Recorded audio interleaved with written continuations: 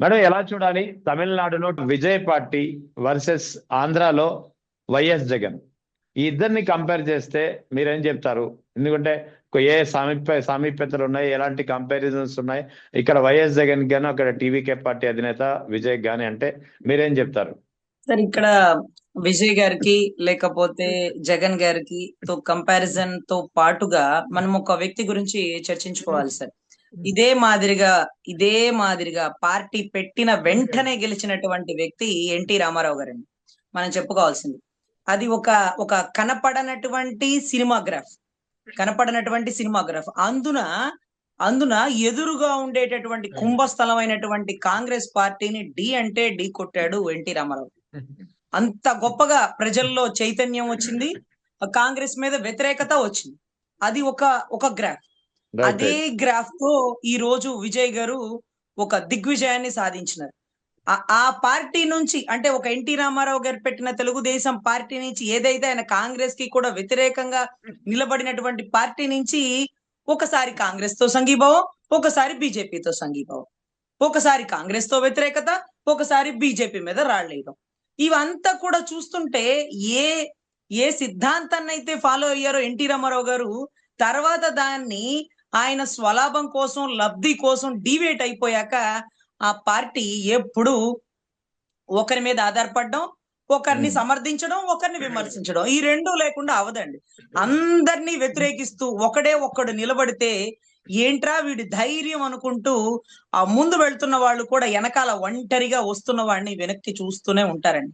వెనక్కి చూసే కొద్దీ అతని బలం తగ్గుతూ ఉంటుంది. అంటే ముందుగా వెళ్లేవాళ్ళు వెనక్కి చూస్తున్న వ్యక్తి బలం, ఈ చూసే వాళ్ళ బలం తగ్గుతుంది.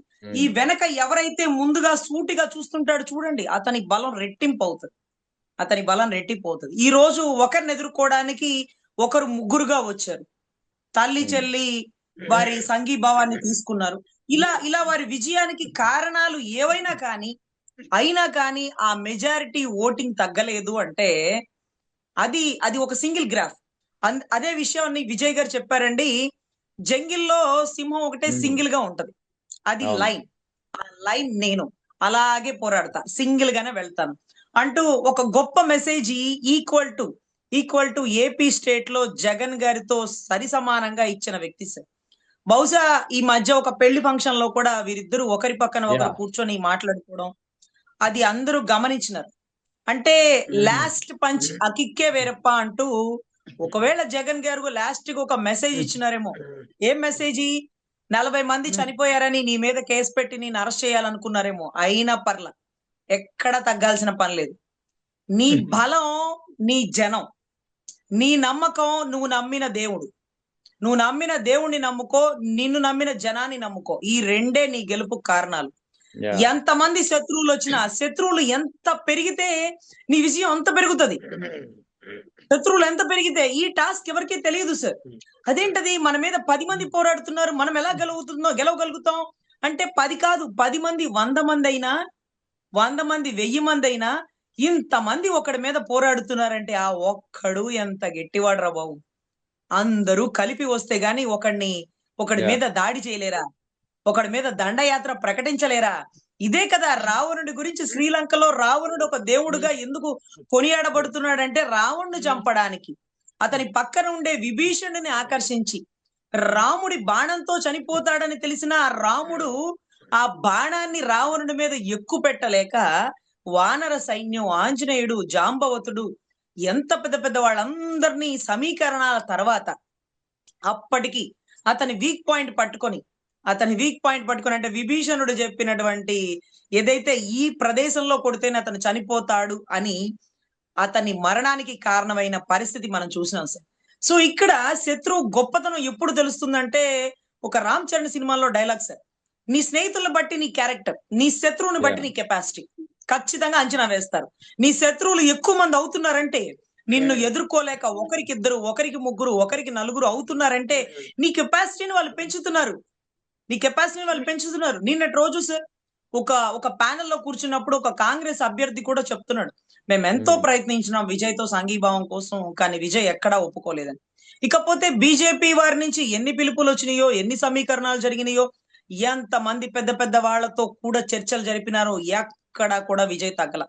నేను 1 గెలవని 10 గెలవని ఓడిపోని సింహం సింగిల్ గా వచ్చింది. జంగల్లో సింహం ఒక్కటే ఉంటది, ఎన్నో జంతువులు ఉంటది, కానీ సింహం సింగిల్ గా వెళ్తుంటది అని ఒక గొప్ప మెసేజ్ అందించినాడు సార్. అదే కాక ఒకానొక ప్రదేశంలో పాదయాత్రలో లేకపోతే ఒక ర్యాలీలో కూడా ఆయన జగన్ గారి ఫోటో చూపించినాడు సార్. అంటే దాని సింబల్ ఏంటంటే, మీరెంతైనా భయపడండి, 16 నెలలు జైల్లో అయినా వేయండి, నన్ను చంపడానికి ప్రయత్నించండి, నా పక్కనుండి నా తల్లిని చెల్లిని నా శత్రువుగా అయినా చేయండి, ఏమైనా గాని నా పోరాటం మాత్రం ఆగదు, నా జనం నాకున్నారు, నా నమ్మకం నా దేవుడు అంటూ అతను ఇచ్చిన మెసేజ్ అతను చూపించిన ఫోటోలో ఏకదం వెళ్ళిపోయింది సార్. ఏకదం వెళ్ళిపోయింది. మనం ఒకవేళ అవతల వాళ్ళకి ఒక సలహా ఇవ్వాలి అనుకుంటే అది ఏ పార్టీకైనా సరే సార్, ఎంత కష్టమైనా వాళ్ళని వాళ్ళు సింగిల్ గా ప్రూవ్ చేసుకోవడంలో ఉండే దమ్ము కలిసి వెళ్ళడంలో ఎప్పుడు ఉండదు సార్.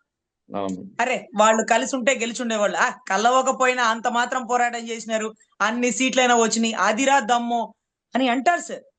వాళ్ళు గెలిచినారంటే కలిశారు కాబట్టి గెలిచినారు, కలవకపోతే ఆడ గెలుస్తారు. ఏంటి ఈక్వేషన్స్? మనం కష్టపడి సీఎం ని సాధించినప్పటికీ అదేదో బాహుబలిలో విజేంద్ర ప్రసాద్ గారు రాసినటువంటి స్క్రిప్ట్ ఉంటది చూడండి. విజేంద్ర ప్రసాద్ గారు రాసినటువంటి స్క్రిప్ట్, ఎవరైతే ప్రమాణ స్వీకారం చేసి ఆ చైర్ లో కూర్చుంటాడో, ఆ ఎగిరిపోతున్న గొడుగుని పట్టుకుంటాడు చూడండి, అతను పవన్ కళ్యాణ్ లాగా, ఆ కూర్చున్నవాడు ఒకవేళ చంద్రబాబు గారు లాగానో, లోకేష్ బాబు గారు రేపు కూర్చుంటే ఒకవేళ లోకేష్ బాబు గారు లాగానో, ఇలా ఈ 2 ఈక్వేషన్స్ ఎలా ఉన్నాయి సార్? అంటే ప్రజల్లో ఆదరణ పవన్ కళ్యాణ్ గారికి ఉన్నట్టు, కానీ ఈ గెలుపుని ఆస్వాదిస్తుంటూ కుర్చీ ఎక్కి కూర్చుంది మాత్రం చంద్రబాబు గారో, లోకేష్ గారో, ఇలా ఎవరైనా చెప్పుకోవచ్చు. కానీ ఎవరికి వారు సింగిల్ గా వెళ్ళి ఓడిపోయిన జగన్ గారు ఓడిపోయారు సింగిల్ గా వెళ్ళి.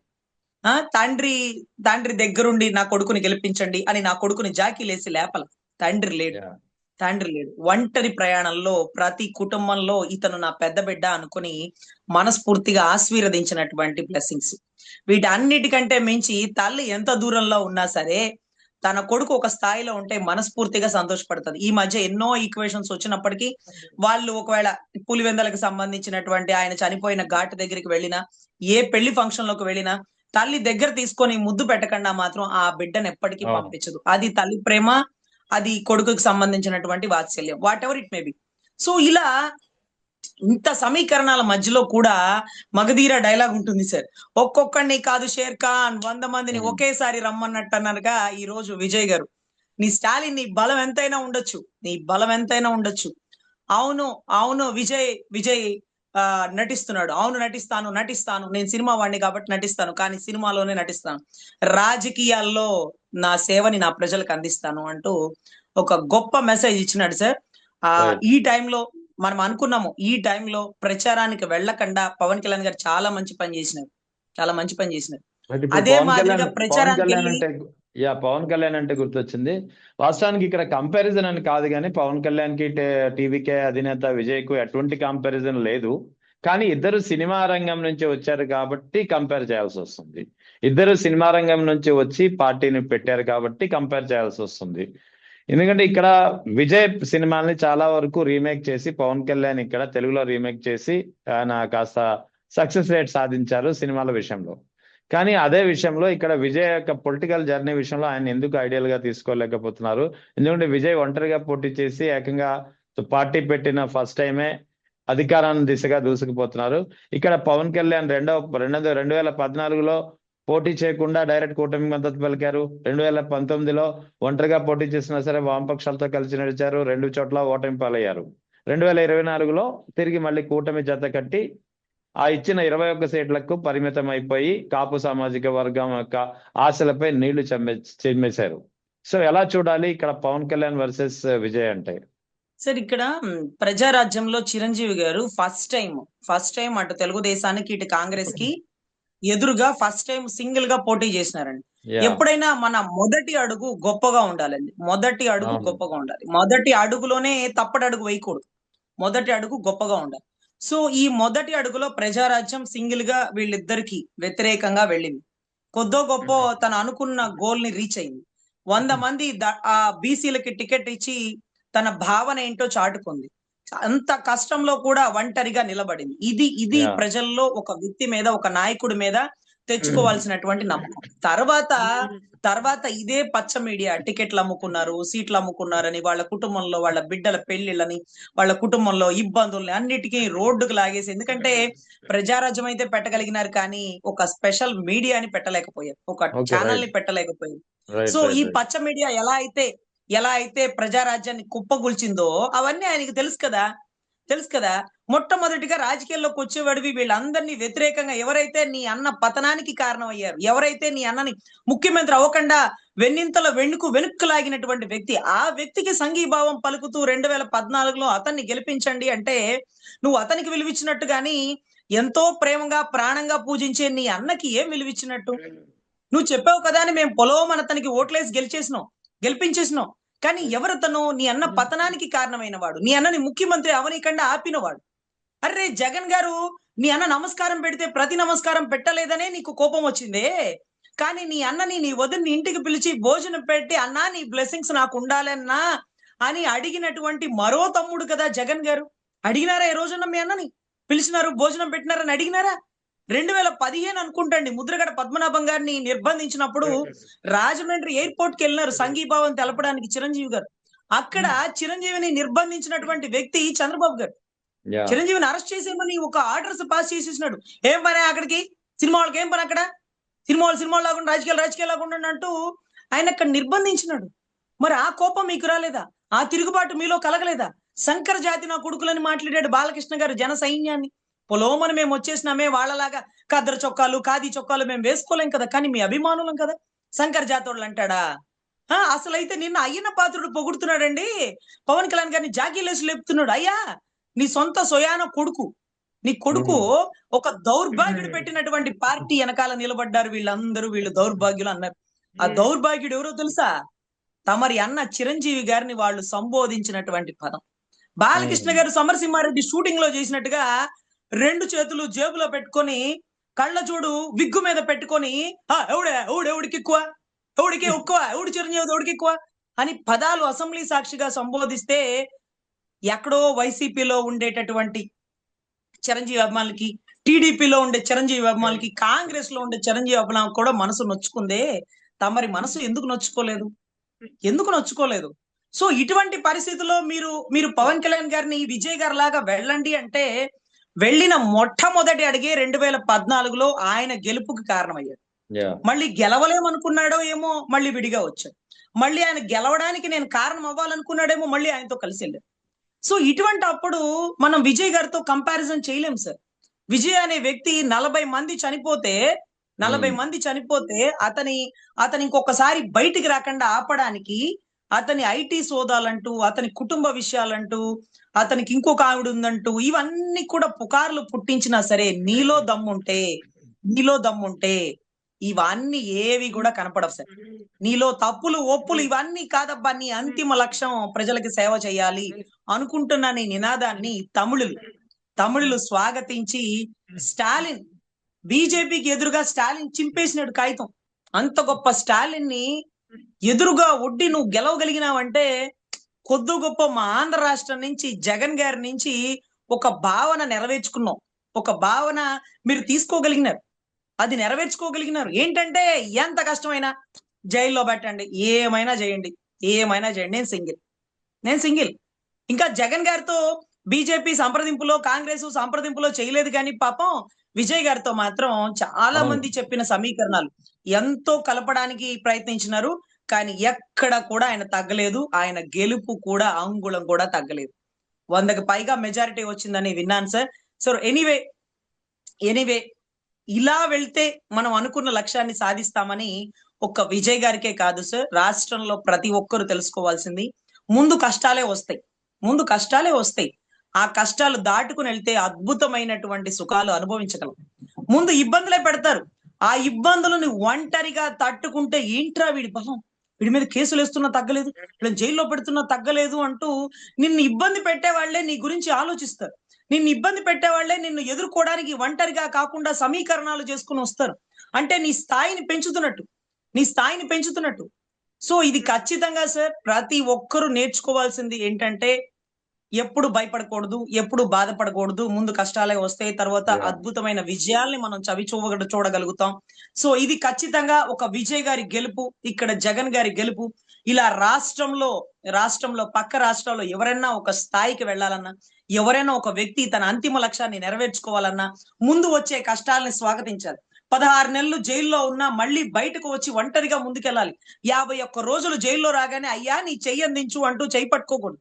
2014 నుంచి ఒంటరిగా నడవడం చేతగాని నువ్వు ఈ రోజు బీజేపీని కలుపుతావు, మళ్ళీ అదే బీజేపీ మీద రాళ్లేసుకొడతావు. అదే కాంగ్రెస్ ని కలుపుతారు, అదే కాంగ్రెస్ ని మళ్ళీ తిట్టి పోస్తారు. ఇవాళ రోజు మనం వెళ్ళి ఏం చెప్పాం? మన దరిద్రం కాకపోతే మద్రాసులో ఏం చెప్పినాం? మద్రాసులో కాంగ్రెస్ ని తిట్టినాం. ఒకప్పుడు స్టాలిన్ గెలుపుకు మనమే కారణం, ఇప్పుడు స్టాలిన్ ఓటమికి మనమే కారణం. ఇదేంట్రా మన జీవితం అంటే తప్పట్లా. ఎందుకంటే ఇక్కడ లోకేష్ గారిని సీఎం చేయాలన్నా, కేంద్రంలో ఆయనకి పదవి కావాలన్నా భజన చేయాలి బీజేపీకి అనే భజన బృందం వారికి తప్పని పరిస్థితి. సో ఎనీవే ఈ గెలుపు ఊహించినది. ఈ గెలుపు ఇలా వస్తుందని తెలిసి కూడా చంద్రబాబు గారు ఎక్కడ విజయ్ గారి గురించి అంటే అతను యువ నాయకుడు కదా, ఇప్పుడే వస్తున్నాడు కదా, నో కామెంట్స్. మీరు గమనించారో లేదు, నో కామెంట్స్. కామెంట్స్ చేసే ధైర్యం కూడా చేయలేకపోయారంటే విజయ్ గారి అభిమానులంటే ఎలా ఉంటదో. తమిళుల నాట మనం వెళ్ళి వాళ్ళ గురించి విమర్శించే స్థాయిలకు మనం వెళ్ళగలుగుతామా? ఆ కమల్ హాసన్ గారు అనుకుంటానండి, వస్తున్నాయి జగన్నాథ రథ చక్రాలు అంటూ పార్లమెంట్ లో ఒక పదాన్ని సంబోధిస్తే మన T5 సాంబశివరావు గారు ఎందుకండి మీరు తమిళులు, లేకపోతే ఎందుకండి మీరు మద్రాసు వాళ్ళు, మీకు ఎందుకండి మా ఆంధ్ర రాష్ట్ర రాజకీయాల గురించి మరి ఎందుకు మాట్లాడుతున్నారు? ఆంధ్రాలో సినిమాలు చేయడం చేత కాదు, ఆంధ్రాలో సినిమాలు గెలవడంలో లేకపోతే విజయం సాధించడంలో చేత కాదు, మీరా మా రాజకీయాల గురించి మాట్లాడుతున్నారంటూ లైవ్ లో ఆయన తమిళనాట ఒక అద్భుతమైన విజయాన్ని సాధించినటువంటి, అంటే సినిమా విజయాన్ని సాధించినటువంటి ఒక నవరస నటుడు లాంటి కమల్ హాసన్ గారిని వారు సంబోధించింది. చంద్రబాబు గారికి వ్యతిరేకంగా ఒక్క మాట మాట్లాడితే చాలు సార్, వాళ్ళకి అన్ని రకాల కోణాలలో అవతల వాడిని ఎలా ఇబ్బంది పెట్టాలనేది ఆలోచిస్తారు. సో ఇప్పుడు అదే తమిళనాట చంద్రబాబు గారు వెళ్ళి ప్రచారం చేస్తే వాళ్ళ తమిళులు ఒప్పుకుంటారా అండి? ఆ కమల్ హాసన్ గారి అభిమానులు ఉంటారుగా, ఏవయ్యా మా వాడు ఒక్క మాట మాట్లాడితే పార్లమెంట్ లో మీరు అంత సీన్ చేసినారే, ఈ రోజు మా రాష్ట్రంలో వచ్చి మా రాజకీయాల్లో మీకేం పని మా రాజకీయాల్లో అని కమల్ హాసన్ అభిమానులు కూడా అడుగుతారు కదండి. అవసరమా మనకి? సో ఎనీవే సింహం సింగిల్ గా వచ్చింది. ఎంత కష్టమైనా రెండు పార్టీలు, పెద్ద పార్టీలు, సెంట్రల్ పార్టీలు ఎన్ని ఇబ్బందులు పెట్టినా గొప్పగా తలబడి గెలిచినటువంటి తలపతి విజయ్ గారికి ఖచ్చితంగా ఆంధ్ర రాష్ట్రం నుంచి ఆయన అభిమానులు గాని, ఆయన గెలుపుకి కారణమైన వాళ్ళు గాని మనస్ఫూర్తిగా ధన్యవాదాలు చెప్పుకున్నాం సార్. చాలా గొప్ప విజయాన్ని సాధించి ఎంతో మందికి ఆదర్శమైనటువంటి యువ నాయకులనే వీళ్ళిద్దరిని చెప్పుకోవాలి సార్. మేము కూడా ఎంత కష్టమైనా సింగిల్ గా నిలబడతాం. ఎవరు ఎన్ని ఇబ్బందులు పెట్టినా, ఎన్ని తప్పుడు కేసులు వేసినా సింగిల్ గా నిలబడతాం. ఎవరి అండ అక్కర్లేదు, మేమేంటో నిరూపించుకుంటాం. ఇవాళ కాకపోతే రేపైనా నిలబడతాం. Yes sir.